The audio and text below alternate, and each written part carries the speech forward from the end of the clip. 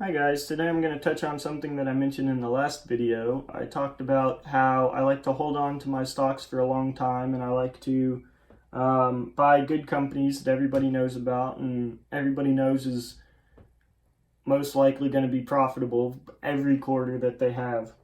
And so I got a few stocks pulled up here. I got Coca-Cola, Walmart, and S&P that we're going to be looking at today. So let's get into it. Let's look at Coca-Cola first. So in 1998, April, they peaked at about $42.75 a share. So you would estimate that they probably bought in around $25, $27, $30, $35 per share.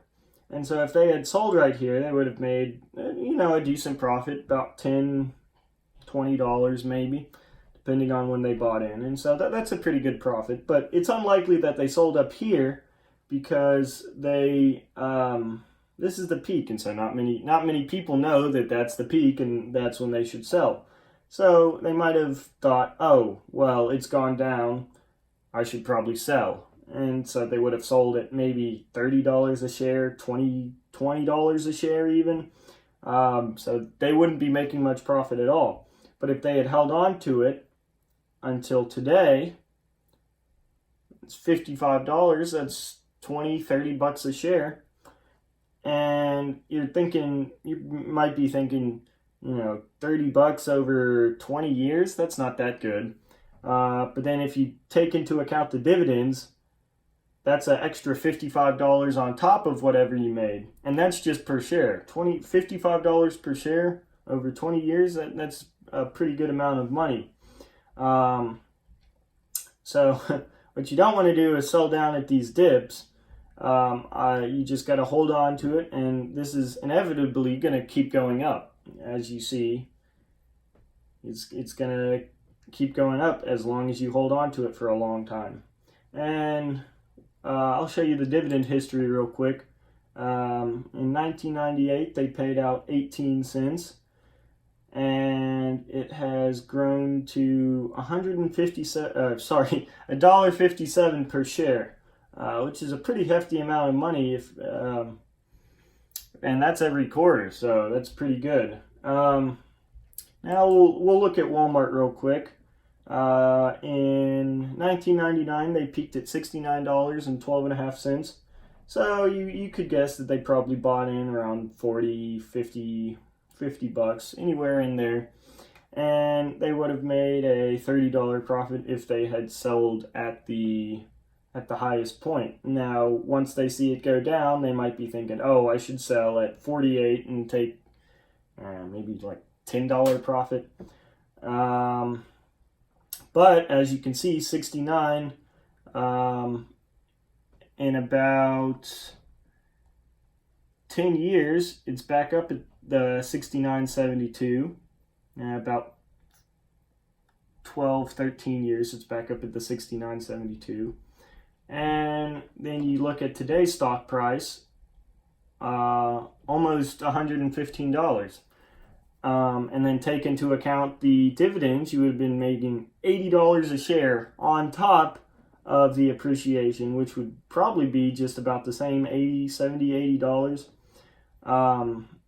So that shows you that you need to hold on to the company. And worst thing you can do is sell right after a peak when it's hitting the low, when it's hitting the dip, and say, oh, it'll probably go down, and then you wake up next morning and it's up to, well, you wake up in a couple months and it's up to, up $20, and you're like, oh man, what am I doing selling all of these shares? I should have just held on to it. I learned that the hard way a couple times, and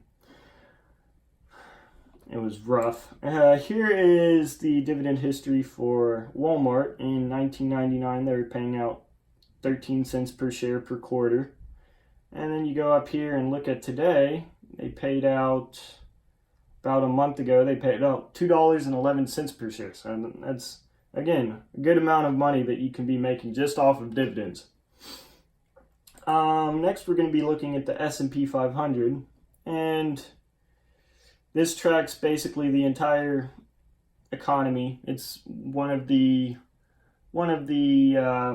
stocks used to track the economy and see how it's doing. If anybody asks me what should I invest in, if I have, anywhere from $100 to $10,000, I say if you can find an index fund that matches the S&P 500, you're in good shape. That's what you should invest in. So we'll look here. 2000, it's at about 1,477, and so you might think sell off, but probably not. And so then you might think at this little dip right here, oh, $918, that's gone down about 500 points since its peak. I should sell off. And then, you're missing out on this and this. And so the 1,500 to 3,000 is, you're missing out on all of this growth right here over 10, 20 years. And so you don't want to sell down here. You don't want to, you might want to sell up here, but like I said, you're probably not going to know when it's peaking. And so you would be missing out on all this money. You'd be doubling the amount of money that you put in.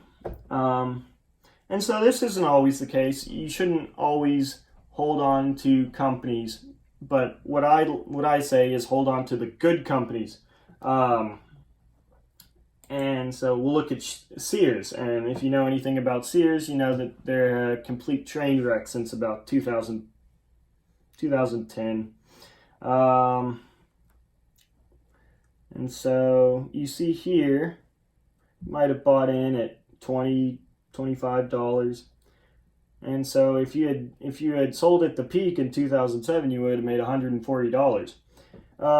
And this also goes to show you that, you could have sold up here when it was at 114, could have sold down here when it was at 89, and, made a good amount of money. And then you would think maybe, hold on to it, and that would not have worked because today it's valued at about 25 cents per share. And so instead of the $140 per share that it was in about 2007. And so what this teaches us is that you gotta time it right when you're gonna be buying. So you don't want to be buying at the peak, and you don't want to be selling at the dip. Like I said, you can't be buying up here when the price is super inflated, and you can't be selling down here when the price is really low. You got to be buying when it's really low and selling when it's really high. If it's really low, it's on sale. If it's really high, it means a lot of people want it and it's time to sell. But if you just hold on to it and you don't touch it, you're still making quite a bit of money on that. So that's about it for today. I hope you enjoyed this video. Make sure to subscribe, and thanks for watching.